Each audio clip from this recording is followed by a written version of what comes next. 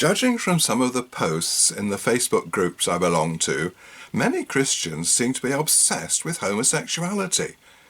And I just wondered why, if they're so interested in what people do in bed, why aren't they obsessed with adultery? There are half a dozen references to homosexuality in the Bible, and there are 60 references to adultery. I looked it up, and the words adulterer, adultery, adulteress, those sort of words crop up 60 times in the Bible, 10 times as many as the references to homosexuality. And of course, adultery in itself is in the Ten Commandments. Thou shalt not commit adultery. So why do they give so much prominence to homosexuality but ignore adultery? And the punishment for adultery is this.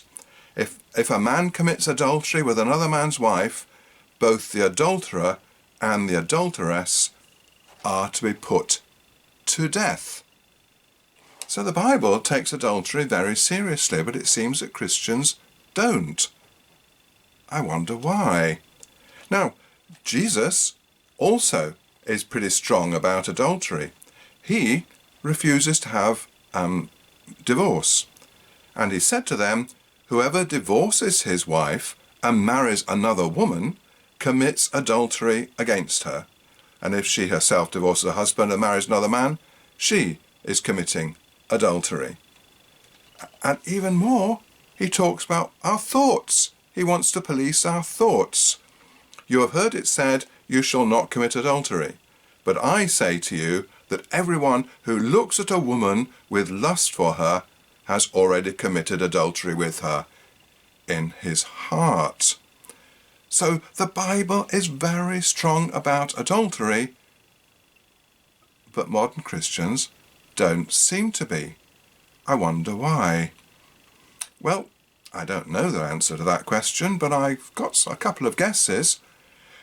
First, human beings like to define themselves by which group they're in, and like to reject other people. So if you're straight, and of course the vast majority of people are straight, why not pick on homosexuals? Why not pick on gay people and condemn them? Then we can feel all proud and happy with ourselves. I am being a good, righteous person because I'm not gay, and those people are all horrible and should be condemned. So, yeah, that's a human trait. We like doing that. And why are Christians avoiding talking about adultery? Well, if they're straight, then they may well be having an adulterous affair, or wishing they could have one, or thinking about one. So we don't want to condemn ourselves, so we ignore it.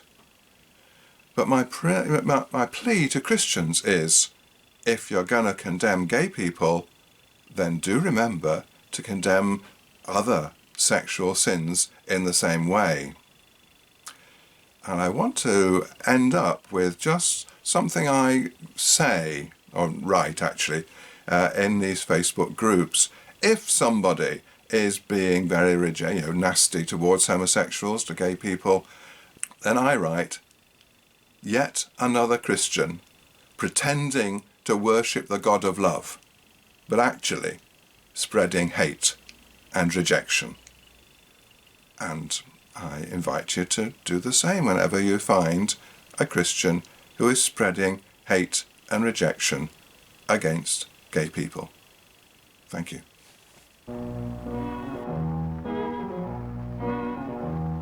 It ain't necessarily so.